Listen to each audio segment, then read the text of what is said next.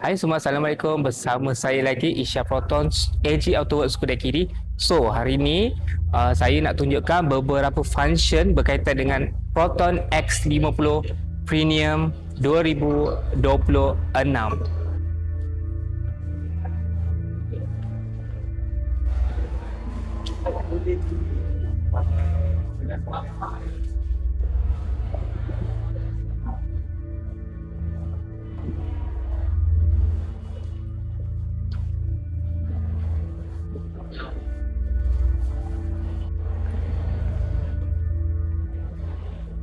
Okay, yang pertama, kalau korang nak buka, kalau korang nak unlock ni, kereta ni, jom ikut saya. Korang tak payah tekan ni tau. Kalau nak tekan ni pun boleh, remote pun boleh, ataupun kita terus ke sini. Nampak? Dia dah terus buka. Okay. Okay, yang kedua, kalau korang nak unlock, kalau korang nak lock, just senang dia, tak payah tekan-tekan. Ni, pergi je jauh-jauh, nampak ni? Nampak sana?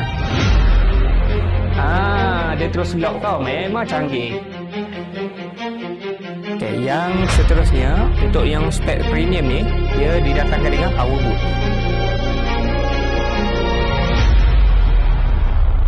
Dan yang paling penting, korang kena tahu bonnet dia ni sangat besar dan sangat luas untuk korang letak korang punya bag dan keperluan korang lah. Okay?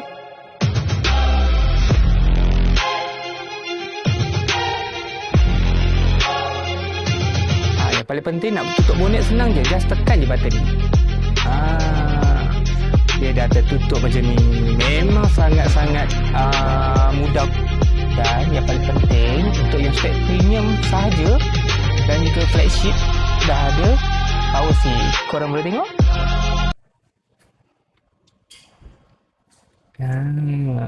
Nice.